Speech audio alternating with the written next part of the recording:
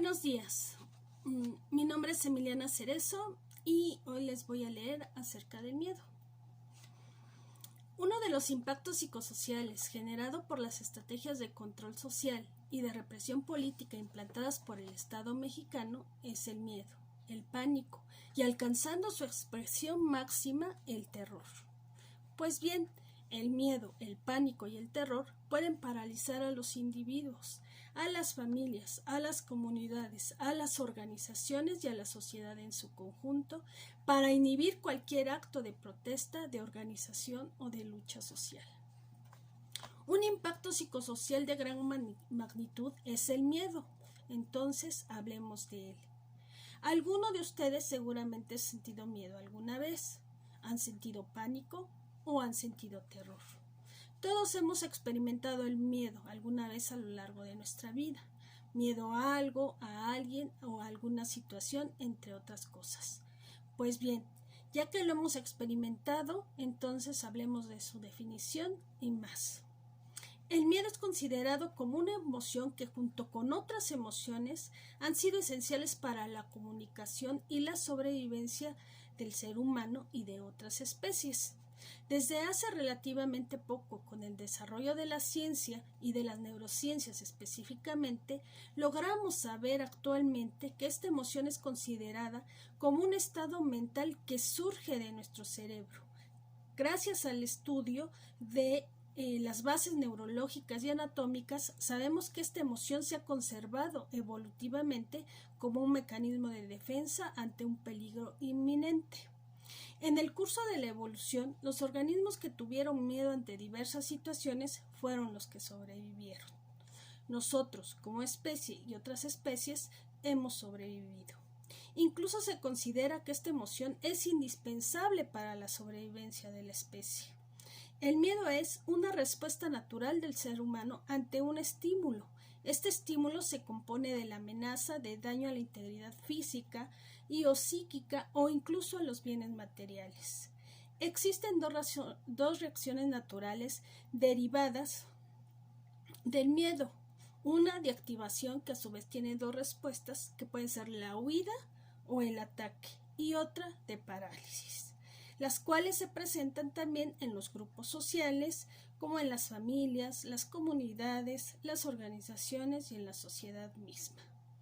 Esta emoción se expresa a través de varias respuestas fisiológicas, como el aumento del ritmo cardíaco y la respiración, la sudoración y la tensión muscular. Nuestro organismo en milisegundos se pone en estado de alerta y se prepara para decidir qué hacer.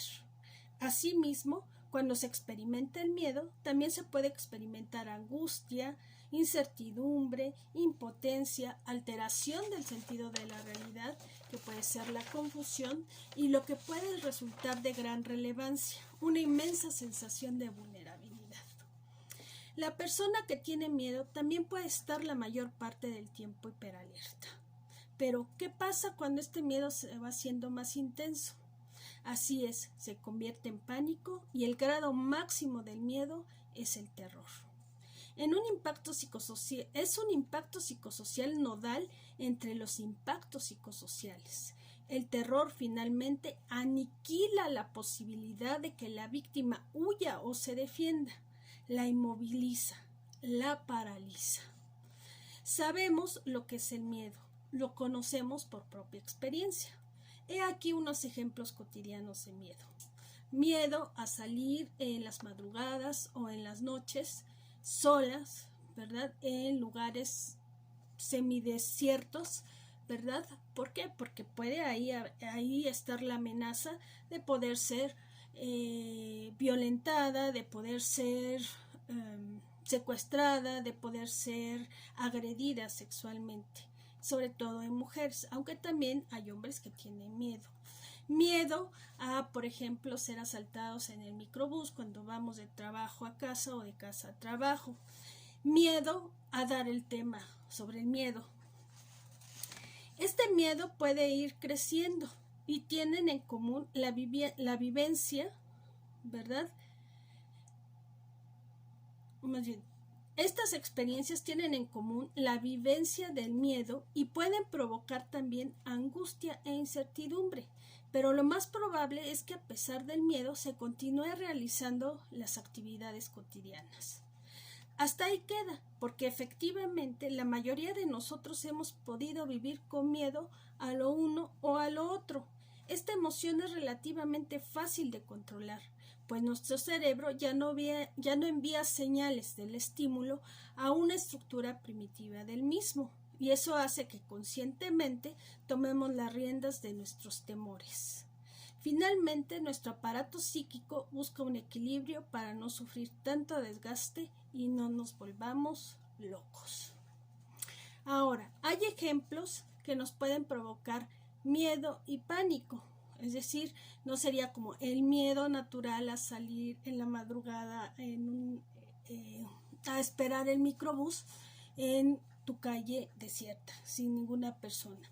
Puede ser un miedo intenso a enfermarte por coronavirus y todas sus variantes, un miedo intenso a esta sensación de no poder respirar y tener que utilizar un tanque de oxígeno, ¿verdad? También puede ser el miedo intenso al espionaje telefónico, a las amenazas de muerte, al seguimiento, al hostigamiento, a la posibilidad de una detención arbitraria, a la posibilidad de una desaparición forzada. Sin embargo, estos últimos ejemplos nos hablan más de pánico y también pueden causar angustia, incertidumbre e impotencia. El miedo se intensifica, pero todavía puede ser controlable. Ahora, ejemplos de situaciones altamente amenazadoras y que pueden generar terror. El miedo inminente a una desaparición forzada. Cuando alguien es detenido y conoce acerca de la represión y acerca de las violaciones a los derechos humanos, puede ser que tenga terror a la desaparición forzada. El miedo de una persona a ser torturada sexualmente. El terror de una persona a ser torturada sexualmente. El terror que puede causar la ejecución extrajudicial de una de las personas más queridas de tu familia o de alguna organización. Cabe recalcar que el miedo, el pánico y el terror provocados por el estímulo, que en este caso pueden ser los hechos represivos, como impactos psicosociales se viven de manera similar.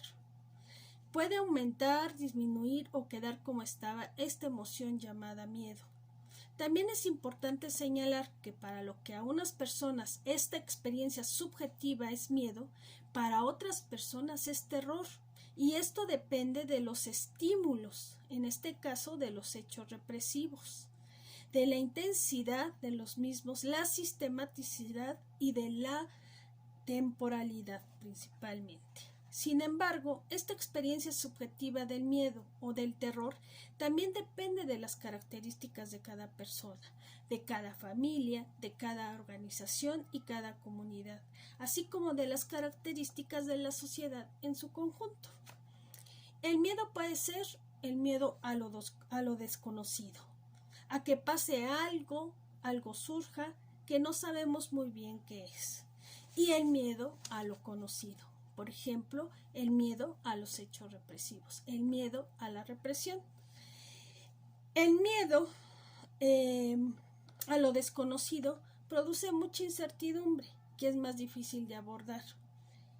En general, cuanto más claro sea el estímulo, es decir, la amenaza, será mayor la posibilidad de situarla y afrontarla. Como hemos de inferir, el miedo no debe verse siempre como algo negativo. De la emoción se pasa a la acción. Una vez que el miedo o incluso el terror es reconocido, se puede afrontar y trabajar. Una de las maneras de afrontarlo es disminuir la angustia afrontando directamente las situaciones que la producen, y otra es intentar tomar el control de la misma razonando el qué se puede hacer. Otra manera no recomendable para disminuir el miedo, el pánico y el terror es la parálisis. No hacer nada, dejar de hacer lo que se considera la raíz del miedo, ya sea alejarse de la familia, de la organización, abandonar las tareas comunitarias, huir y esconderte.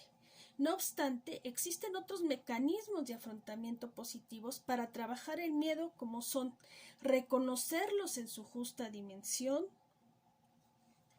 analizarlos, socializarlos y descomponerlos. Y con esto poder tomar normas de seguridad, saber quién o quiénes pueden producir miedo. Todo ser humano ha tenido alguna vez miedo. Es normal, es natural, y esto no lo hace un miedoso o una miedosa. Tampoco se puede vivir con miedo toda la vida. Hay que reconocerlo y enfrentarse a él. Gracias.